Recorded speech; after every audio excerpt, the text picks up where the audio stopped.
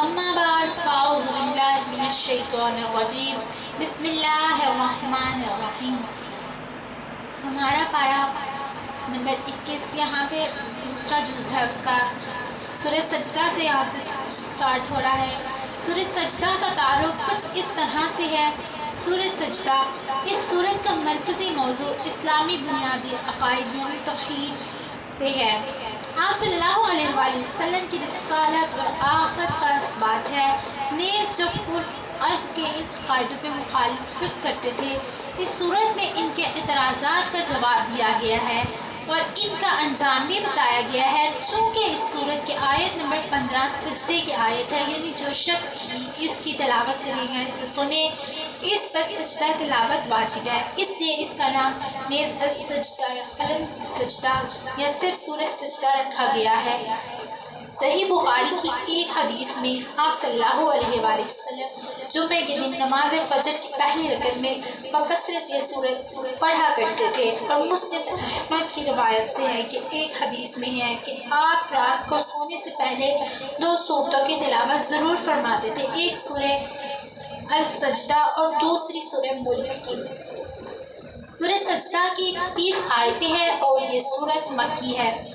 آئیے سورت شروع کرتے ہیں۔ بسم اللہ الرحمن الرحیم۔ الف لام میم حروف مقطعات۔ تنزیل الکتابی، بلا شبہ اس کتاب کا اتارنا تمام جہانوں کے پروردگار کی طرف سے ہے۔ ام یقولون افتراہ، کیا یہ کہتے ہیں کہ اس نے اس گھڑ لیا، بلکہ اس نے یہ تیرے رب کی طرف سے حق ہے تاکہ آپ انہیں ڈرائیں جن کے پاس آپ سے پہلے کوئی ڈرانے والا نہیں آیا، تاکہ وہ راہ راست پر آ جائے۔ یہاں پہ یہ بات ہے کہ مکہ مکرمہ میں جب سے بت پرستی شروع ہوئی تھی، کوئی نبی نہیں آیا تھا۔ انفرادی طور پر کچھ ایسے حضرت حق کی تعلیم و تبلیغ کرتے رہے جو نبی نہیں تھے، لیکن نبی کا کوئی نہیں آیا تھا۔ اللہ الذی خلق السماوات والارض، اللہ تعالیٰ وہ ہے جس نے آسمانوں اور زمینوں کو اور جو کچھ ان کے درمیان ہے سب کو 6 دن میں پیدا کر دیا، پھر عرش پر قائم ہوا۔ تمہارے لیے اس کے سوا کوئی مددگار اور سفارشی نہیں کی، ابھی تم نصیحت حاصل نہیں کرتے۔ استوا کے لفظی معنی سیدھا ہونے کے اور بیٹھنے کے ہیں، لیکن اللہ تعالیٰ کے عرش پر استوا فرمانے کا صحیح مطلب ہماری فہم اور اقدار سے باہر ہے، ہم اسے نہیں سمجھ سکتے، اس لیے اس کی تفصیلات میں جانے کی کوئی ضرورت نہیں انسان کو، نہ اس کا کوئی یقینی نتیجہ نکال سکتا ہے۔ اتنا ایمان رکھنا کافی ہے کہ جو کچھ قرآن نے فرمایا وہ برحق ہے۔ اہل عرب بتوں کو پوجا اس عقیدے سے کیا کرتے تھے کہ یہ بت اللہ تعالیٰ سے ہماری سفارش کریں گے، ہماری دنیاوی ضروریات پوری کریں گے، جیسا سورہ یونس آیت نمبر 10 میں اللہ تعالیٰ نے ان کے یہ عقیدہ بیان فرمایا ہے۔ یدبر الامر من السماء الی الارض، وہ آسمان سے لے کر زمین تک کام کی تدبیر کرتا ہے، پھر وہ ایک ایسے دن میں سے اس طرف چڑھ جاتا ہے جس کا اندازہ تمہاری گنتی کے 1000 سال کے برابر ہے۔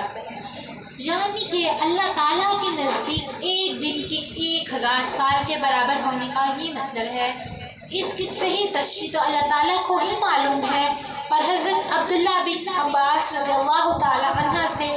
روایت ہے کہ تشابہ بھی شمار کیا گیا ہے، لیکن دوسرے مفسرین کے مطابق اس آیت کی ایک تفسیر تو یہ ہے کہ اس دن سے مراد قیامت کا دن ہے جو 1000 سال کے برابر ہوگا، اور مطلب یہ کہ جتنی مخلوقات کا انتظار اس وقت اللہ تعالیٰ فرما رہی ہیں وہ سب آخرکار قیامت کے دن اللہ تعالیٰ ہی کی طرف سے لوٹائے جائیں گے۔ اور دوسری تفسیر یہ ہے کہ اللہ تعالیٰ جن اموار کا فیصلہ فرماتے ہیں ان کی تنفیذ اپنی طے پر شدہ وقت پر کرتے ہیں، چنانچہ بعض اموار کی بات انسانی کی گنتی کے مطابق 1000 سال بھی لگ جاتا ہے، لیکن اللہ تعالیٰ کے نزدیک 1000 سال بھی کوئی بڑی مدت نہیں بلکہ ایک دن کے برابر ہے۔ چنانچہ جیسے کہ سورہ حج میں آیت نمبر 23 میں فرمایا گیا تھا، کفار کے سامنے جب یہ کہا جاتا ہے کہ ان کے کفر کفر کے نتیجے میں ان پر اللہ تعالیٰ کی طرف سے دنیا اور آخرت میں عذاب آئے گا تو اس کا مذاق اڑاتے ہیں اور کہتے ہیں کہ اتنے دن گزر گئے لیکن کوئی عذاب نہیں آیا، اگر واقعی عذاب آنے ہیں تو ابھی کیوں نہیں آ جاتا؟ اس کے جواب میں اللہ نے فرمایا کہ اللہ تعالیٰ نے جو وعدہ کر رکھا ہے وہ تو ضرور پورا ہوگا، رہا اس وقت کا وہ اللہ تعالیٰ کی اپنی حکمت کے مطابق تعین ہوگا، اور تم جو سمجھ رہے ہو کہ اس کے آنے میں بہت دیر ہو گئی ہے، در حقیقت تم جس مدت کو 1000 سال سمجھتے ہو وہ اللہ کے نزدیک ایک دن کے برابر ہے۔ اس آیت کی کچھ مزید تفصیل انشاءاللہ ہم کبھی ڈیٹیل میں ضرور پڑھیں گے۔ ذالک عالم الغیب والشہادۃ العزیز الرحیم، یہی ہے چھ کھلے جاننے والا زبردست غالب بہت ہی مہربان، جس نے نہایت خوب بنائی ہے جو چیز بھی بنائی اور انسان کی بناوٹ مٹی سے شروع کی،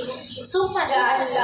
پھر اس کی نسل ایک بے وقت پانی کے نچوڑ سے چلی، جسے ٹھیک ٹھیک کر کے اس میں اپنی روح پھونکی، اس نے تمہارے کان، آنکھیں اور دل بنائی، تم بہت ہی تھوڑا احسان مانتے ہو۔ وقالوا، اور انہوں نے کہا، کیا جب ہم زمین میں رل مل جائیں گے کیا پھر نئی پیدائش میں جائیں گے؟ بلکہ کہ وہ لوگ اپنے پروردگار کی ملاقات کے منکر ہیں۔ قل، کہہ دیجئے کہ تمہیں موت کا فرشتہ فوت کرے گا جو تم پر مقرر کیا گیا ہے، پھر تم سب اپنے پروردگار کی طرف لوٹائے جاؤ گے۔ وَلَوْ تَرَىٰ، کاش کہ آپ دیکھیں جب کہ گنہگار لوگ اپنے رب کے سامنے سر جھکائے ہوئے ہوں گے، کہیں گے اے ہمارے رب، ہم نے دیکھ لیا اور سن لیا، اب تو ہمیں واپس لوٹا دے، ہم نیک عمل کریں گے، ہم یہ عمل کریں گے۔ وَلَوْ، اگر ہم چاہتے تو ہر شخص کو ہدایت نصیب فرماتے، لیکن میری یہ بات بالکل حق ہو چکی ہے کہ میں ضرور جہنم کو انسانوں اور جنوں سے پر کر دوں گا۔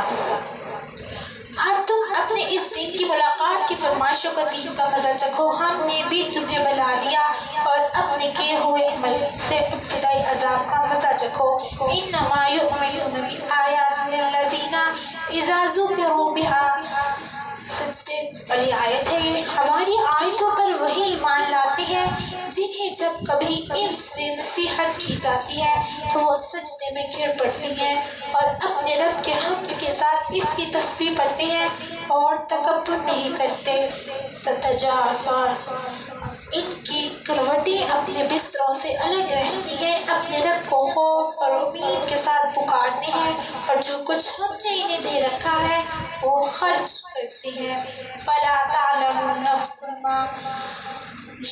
کوئی نفس نہیں جانتا جو کچھ ہم نے ان کی آنکھوں کی ٹھنڈک ان کے لیے پوشیدہ کر رکھی ہے، جو کچھ کرتے تھے یہ اس کا بدلہ ہے۔ افمن کانا، کیا وہ جو مومن ہو، مثل اس کے جو فاسق ہیں، یہ برابر نہیں ہو سکتے۔ جن لوگوں نے ایمان قبول کیا اور نیک اعمال بھی کیے، ان کے لیے ہمیشگی والی جنتیں ہیں، اور وہ ان کے اعمال کے بدلے جو وہ کرتے ہیں۔ وَأَمَّا الَّذِينَ، لیکن جن لوگوں نے حکم عدلی کی اور ان کا ٹھکانہ دوزخ ہے، جب کبھی اس سے باہر نکالے جائیں گے، اس میں لٹا دیے جائیں گے اور کہہ دیے جائیں گے کہ اپنے جھٹلانے کے بدلے آگ کا عذاب چکھو،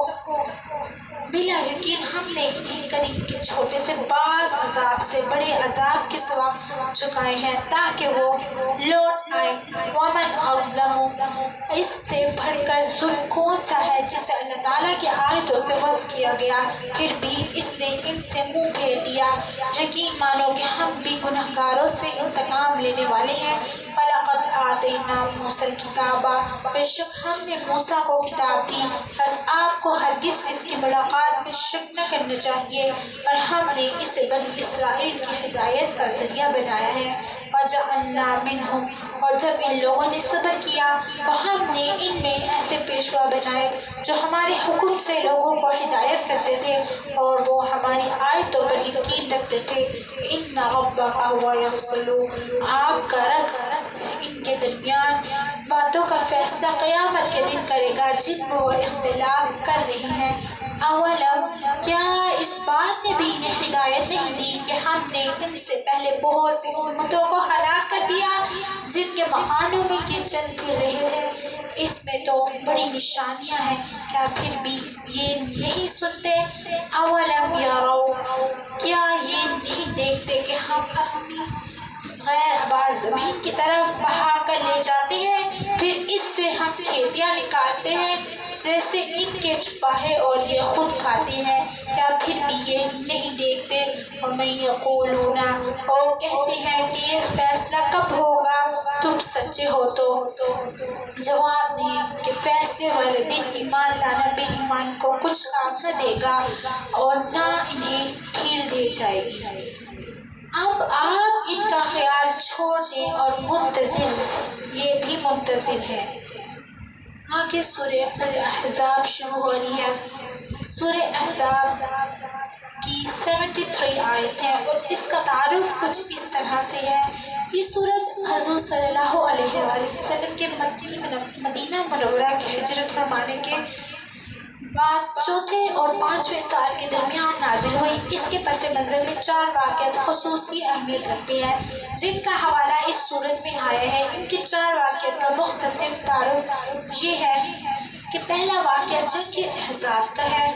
جس کے نام پر اس سورت کا نام رکھا گیا ہے۔ بدر کے بعد ناکامیوں کے بعد قریش کے لوگوں نے عرب کے دوسرے قبائل کو بھی آپ صلی اللہ علیہ وآلہ وسلم کے خلاف یکساں اور ان کا ایک متحد محض بنا کر مدینہ منورہ پر حملہ کیا تھا۔ آپ صلی اللہ علیہ وآلہ وسلم نے حضرت سلیمان فارسی رضی اللہ تعالیٰ عنہ کے مشورے سے مدینہ منورہ کے دفاع کے لیے شہر کے ارد گرد ایک خندق کھودی تھی تاکہ دشمن اسے عبور کر کے شہر تک نہ پہنچ سکے، اس لیے اس جنگ کو جنگ خندق بھی کہا جاتا ہے۔ اس جنگ میں اہم واقعات اس صورت میں بیان ہوئی ہیں اور اس موقع پر مسلمانوں کو جس شاید آزمائش سے گزرنا پڑا اس کی تفصیل بیان کی گئی ہے۔ دوسرا اہم واقعہ جنگ قریظہ کا ہے۔ قریظہ یہودیوں کا ایک قبیلہ تھا جو مدینہ منورہ کے مسافر میں آباد تھا۔ آپ صلی اللہ علیہ وسلم نے ہجرت کے بعد ان سے امن کا ایک معاہدہ کیا تھا جس کا ایک حصہ یہ بھی تھا کہ مسلمان اور یہودی ایک دوسرے کے دشمن کی مدد نہیں کریں گے، لیکن قریظہ کے یہودیوں نے معاہدے کی دوسری خلاف ورزی کی۔ علاوہ جنگ احزاب کے نازک موقع پر خفیہ سازش باز پر مسلمانوں کی پشت میں خنجر کھونپا، اس لیے جنگ احزاب کے آغاز کے بعد اللہ تعالیٰ کے حکم ہوا کہ فوری اس پر حملہ کیا جائے، تینوں کے ساتھوں کچل دیا جائے۔ چنانچہ آپ نے ان کے محاصرہ فرمایا جس کے نتیجے میں ان کے بہت سے افراد قتل ہوئے اور بہت سے گرفتار ہوئے۔ اس واقعے میں بھی تفصیل اس صورت میں آئی ہے۔ تیسرا اہم واقعہ یہ ہے کہ اہل عرب جب کسی کو اپنی منہ بولا بیٹا بنا لیتے تو اسے ہر معاملے سے سگے بیٹے کے درجہ دیتے، یہاں تک کہ وہ وراثت میں بھی حقدار ہوتا اور اس کے منہ بولے باپ کے لیے جائز نہیں سمجھا جاتا تھا کہ وہ اس کی بیوہ یا مطلقہ بیوی سے نکاح کر لے، بلکہ اس کو بدترین عمل سمجھا جاتا تھا، حالانکہ اللہ تعالیٰ کی طرف سے اس کی کوئی ممانعت نہیں تھی۔ اب کہ یہ جہالت قسمیں دلوں میں ایسی گھر گئی تھی کہ ان کا خاتمہ صرف زبانی نصیحت سے نہیں ہو سکتا تھا، اس لیے آپ صلی اللہ علیہ وآلہ وسلم نے ایسی رسموں کا خاتمہ کرنے کے لیے سب سے پہلے خود اعلان ان رسموں کے خلاف عمل فرمایا تاکہ یہ بات واضح ہو جائے کہ اگر ان کاموں کا رضا بھی کوئی خرابی ہو تو آپ صلی اللہ علیہ وسلم اس کے پاس بھی نہ جائیں۔ اس کی بہت سی مثالیں آپ کی سیرت طیبہ میں موجود ہیں۔ منہ بولے بیٹے کے بارے میں جو رسم تھی اس کی اللہ تعالیٰ نے آپ صلی اللہ علیہ وسلم کو حکم دیا کہ آپ اپنے ایک منہ بولے بیٹے آپ صلی اللہ علیہ وسلم نے حضرت زید بن حارثہ رضی اللہ تعالیٰ عنہ کی مطلقہ بیوی حضرت زینب بنت جحش رضی اللہ تعالیٰ عنہ سے نکاح فرمایا۔ واضح رہے کہ حضرت زینب ہم صلی اللہ علیہ وآلہ وسلم کی پھوپھی کی بیٹی تھی اور حضرت زید رضی اللہ تعالیٰ عنہ کا ان سے نکاح خود آپ صلی اللہ علیہ وسلم نے کروایا تھا، اس لیے اگرچہ آپ ان سے نکاح کرنا آپ کے لیے صبر آزمائے عمل تھا، لیکن آپ نے اللہ تعالیٰ کے حکم اور دینی مصلحت کے آگے سر جھکا دیا اور ان سے نکاح کر لیا۔ اسی نکاح کے ولیمے میں حجاب کے حکم پر مشتمل آیت نازل ہوئی جو اس سورت کا حصہ ہے۔ چوتھا واقعہ یہ ہے کہ آپ صلی اللہ علیہ وسلم کے ازواج محترات نے اگرچہ ہر طرح کی سرد گرم حالات میں آپ صلی اللہ علیہ وسلم کا بھرپور ساتھ دیا، لیکن جب آپ کے پاس مختلف فتوحات کے نتیجے میں مالی طور پر وساعت ہوئی تو انہوں نے اپنے اپنے نقطے میں اضافے کا مطالبہ کیا۔ یہ مطالبہ عام حالات میں کسی بھی طرح کوئی جائز مطالبہ نہیں تھا، لیکن آپ صلی اللہ علیہ وسلم کی ازواجیت کی شرف رکھنے کے ان پر مقصد خواتین کا مقام بلند اور اس قسم کے مطالبات سے بالا تر تھا۔ اس لیے اس صورت میں اللہ تعالیٰ نے ازواج محترمات کو یہ اختیار دیا کہ اگر وہ دنیا کی زینت اور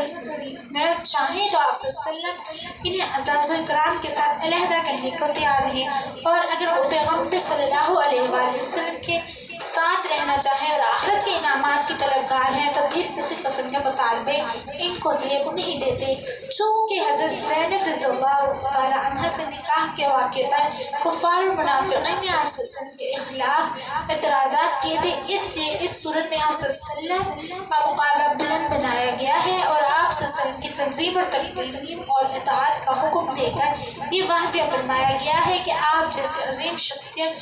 تنا اور ان کے اعتراضات آپ کے مقام بلند میں ذرا برابر کمی نہیں کر سکتے۔ اس کے علاوہ ازواج محترمات کے ساتھ آپ صلی اللہ علیہ وسلم کے طرز عمل اور اس سے متعلق بعض تفصیل بھی اس صورت میں بیان ہوئی ہے۔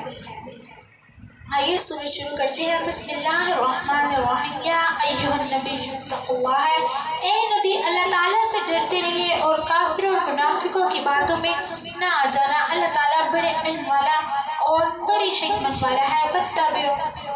جو کچھ آپ کی جانب آپ کے رب کی طرف سے وحی کی جاتی ہے اس کی تابعداری کریں، اللہ تعالیٰ تمہارے ہر ایک عمل سے باخبر ہے۔ واتقوا اللہ، اللہ، آپ اللہ پر توکل رکھیں، وہ کارساز کے لیے کافی ہے۔ ما جعل اللہ،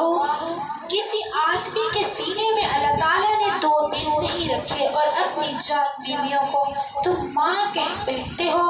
انہیں اللہ نے تمہاری مائیں نہیں بنایا اور نہ تمہارے لیے بالغ لڑکوں کو تمہارے بیٹے بنایا ہے، اور یہ تمہاری اپنے منہ کی باتیں ہیں۔ اللہ تعالیٰ حق بات فرماتا ہے اور وہ سیدھی راہ پر لاتا ہے۔ اس موزانہ جملے کا تعلق پچھلی آیت سے بھی ہے اور اگلی آیت سے بھی۔ پچھلی آیت سے اس کا تعلق یہ ہے کہ کافر اور منافق لوگ آپ کو یہ تجویز پیش کر رہے تھے کہ آپ اللہ تعالیٰ کو بھی خوش رکھیں اور ان کے بات بھی مان لیں، حالانکہ اللہ تعالیٰ نے انسانوں کو سینے میں ایک ہی دل پیدا فرمایا ہے، اور جب وہ اللہ تعالیٰ کا ہو رہے ہو تو پھر اس کی مرضی کے خلاف کسی اور کو خوش رکھنے کا سوال ہی پیدا نہیں ہوتا۔ یہ ممکن نہیں کہ انسان ایک دل میں اللہ تعالیٰ کو دے اور دوسرا دل کسی اور کو۔ اور اگلی آیت سے اس کا تعلق یہ ہے کہ اہل عرب میں یہ رسم تھی کہ کوئی شخص اپنی بیوی کو یہ کہہ دیتا کہ تم میرے لیے ایسی ہو جیسے میری ماں کی خوش، اور یہ کہنے کے بعد وہ بیوی کو ماں کی طرح حرام سمجھتا تھا۔ اسی طرح جب کوئی کسی کو منہ بولا بیٹا بنا لیتا تو اسے اپنا سگا بیٹا سمجھ لیتا اور اس پر وراثت دینا ضروری ہو جاتا، اور ویسے ہی احکام جاری کرتے۔ اللہ تعالیٰ فرما رہے ہیں کہ جس طرح ایک انسان کے سینے میں دو دل نہیں ہو سکتے، اسی طرح انسان کی دو مائیں نہیں ہو سکتی اور نہ دو قسم کے بیٹے ہو سکتے ہیں کہ ایک انسان کی اپنی صحبت سے پیدا ہو اور دوسرا زبانی اعلان سے بیٹا بن جائے۔ اس کو اسلام میں ظاہر کہتے ہیں، اور آگے سورہ مجادلہ میں اس کی تفصیل آنے والی ہے انشاءاللہ۔ لے پالکوں کو ان کے باپوں کی طرف نسبت کر کے بلایا کرو، اللہ کے نزدیک پورا انصاف یہی ہے۔ پھر اگر تمہیں ان کے باپوں کا علم نہ ہو تو وہ تمہارے دینی بھائی ہیں اور دوست ہیں، تم سے بھول چوک میں جو کچھ ہو جائے اس میں تم پر کوئی گناہ نہیں، البتہ گناہ ہے جس کا تم ارادہ دل سے کرو، اللہ تعالیٰ بڑا ہی بخشنے والا مہربان ہے۔ یعنی اس میں تو کوئی حرج نہیں ہے کہ تم اپنی منہ بولے بیٹوں کے ساتھ محبت اور حسن سلوک میں بیٹے جیسے معاملے کرو، لیکن اس کی والدیت بتانے کی ضرور پیش آئی ہے۔ اسے اپنی طرف سے منسوب کرنے کے بجائے اس کی صحیح والد کے نام سے اس کو پکارو۔ مطلب یہ ہے کہ اگر منہ بولے بیٹے کا صحیح والد معلوم ہو تب بھی اسے اپنی طرف منسوب کرنے کے بجائے اس کے اپنے بھائی، اگر اپنے قبیلے کا دوست کہو۔ اگر اس کی والدیت نہ معلوم ہو تب بھی اس کو اپنا منہ بولا بھائی یا اپنا دینی بھائی مانو۔ بھول چوک میں یا مجازی طور پر منہ بولے بیٹے کو بیٹا کہہ دینے کا اللہ تعالیٰ نے معاف فرمایا، البتہ جب سنجیدگی سے والدیت بتائی جائے اس وقت اپنے آپ اپنا بیٹا ظاہر کرنا درست نہیں، اس کے اصل باپ کا بتانا وہاں پر ضروری ہے۔ اللہ النبی اولا، پیغمبر مومن پر خود ان سے بھی زیادہ حق رکھنے والے ہیں، اور پیغمبر کی بیویاں مومنوں کی مائیں ہیں، رشتہ دار تب اللہ کی راہ سے بنسبت دوسرے مومنوں اور مجاہدوں کے پاس میں زیادہ حقدار ہے، مگر یہ کہ تم اپنے دوستوں کے ساتھ حسن سلوک کرنا چاہو، یہ حکم میں لکھا ہوا ہے۔ یہ اللہ تعالیٰ نے یہاں پہ بات یہ ہے کہ اللہ تعالیٰ نے یہ حقیقت بیان فرمائی ہے کہ اگرچہ آپ صلی اللہ علیہ وسلم تمام مسلمانوں کو اپنی جان سے زیادہ عزیز ہیں، اور آپ کی ازواج محترمات رضی اللہ تعالیٰ عنہ کو سب مسلمان اپنی مائیں سمجھتے ہیں، لیکن اس وجہ سے آپ صلی اللہ علیہ وسلم اور آپ کے ازواج محترمات کو میسر کے معاملے میں کسی مسلمان کو اپنے رشتہ داروں پر فوقیت حاصل نہیں۔ چنانچہ جب کسی کا انتقال ہوتا ہے تو اس کی وراثت اس کے قریبی رشتہ داروں میں تقسیم ہوتی ہے، آپ صلی اللہ علیہ وسلم یا آپ کے ازواج محترمات کو اس میں سے کوئی حصہ نہیں دیا جاتا، حالانکہ دینی اعتبار سے آپ اور آپ کی ازواج محترمات دوسرے رشتہ داروں سے زیادہ حق رکھتی ہیں۔ جب آپ صلی اللہ علیہ وسلم اور آپ کی ازواج محترمات کو ان کے دینی رشتے کے باوجود وراثت میں شرک نہیں کیا گیا تو منہ بولے بیٹے کو محض زبان سے بیٹا کہہ دینے کی بنا پر وراثت میں کیسے شریک کیا جا سکتا ہے؟ البتہ اگر ان کے ساتھ نیکی کار ارادہ ہو تو ان کے لیے اپنے ترکے کی تنہائی حصے کے حد تک کوئی وصیت کی جا سکتی ہے۔ وَإِذْ أَخَذْنَا، جب کہ ہم نے تمام نبیوں سے عہد لیا، اور آپ سے اور نوح سے اور ابراہیم سے اور موسیٰ سے اور مریم کے بیٹے عیسیٰ سے، اور ہم نے ان سے پختہ عہد لیا تاکہ اللہ تعالیٰ سچوں سے ان کی سچائی کے بارے میں دریافت فرمائے، اور کافروں کے لیے ہم نے المنکر عذاب تیار کر رکھا ہے۔ یا ایھا الذین آمنوا اذکروا نعمت اللہ علیکم، اے ایمان والو، اللہ تعالیٰ نے جو احسان تم پر کیا اسے یاد کرو، جبکہ تمہارے مقابلے میں فوجوں پر فوجیں آئیں، پھر ہم نے ان پر تیز تر آندھی اور ایسے لشکر بھیجے جنہیں تم نے دیکھا ہی نہیں، اور جو کچھ تم کرتے ہو اللہ تعالیٰ سب کچھ دیکھتا ہے۔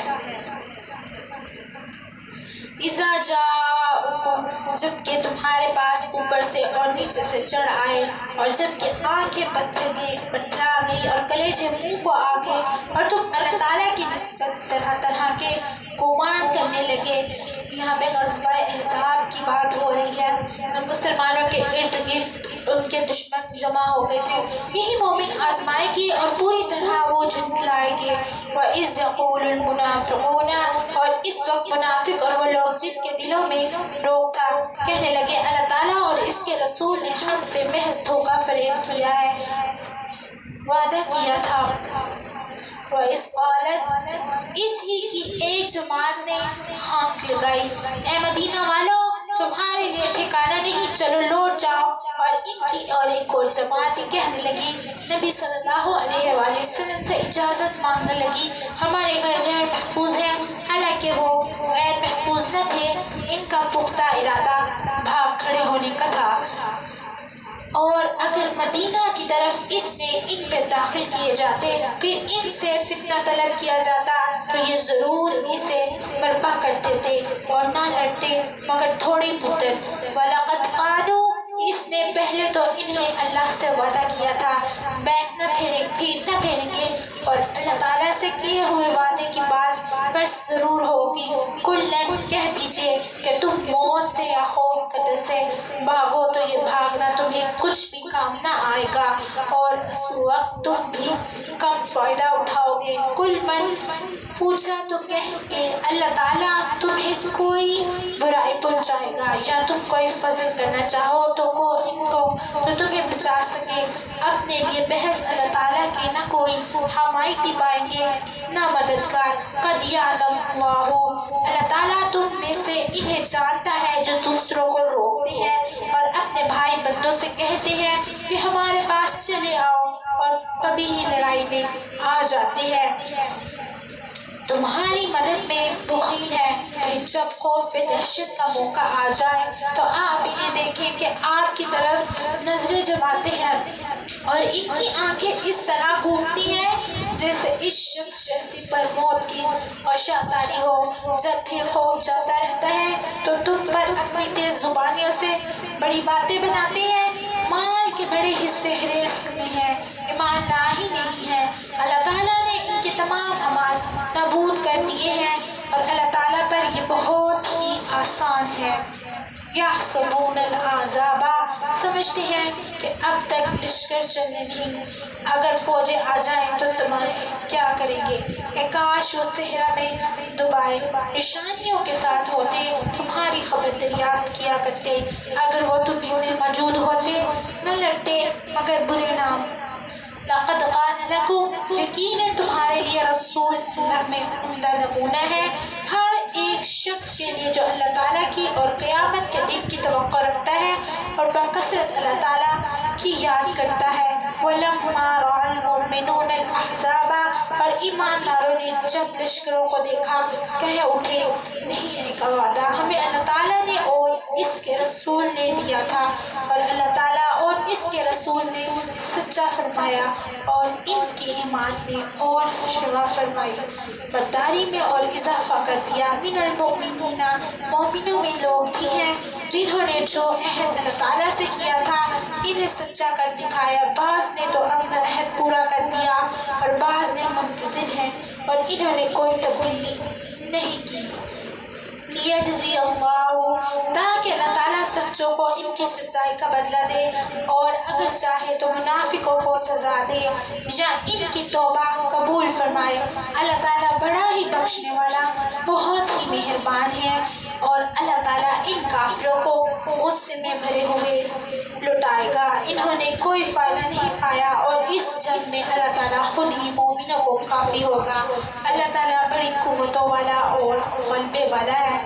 وَأَنزَلْنَا الَّذِينَ، اور جن اہل کتاب نے ان سے ساز بازی کر لی تھی اللہ تعالیٰ انہیں ان کے قلعوں سے نکال دے گا اور ان کے دلوں میں رعب کر بھر دے گا۔ تم ان کے ایک گروہ کو قتل کر کے رہے ہو اور ایک گروہ کو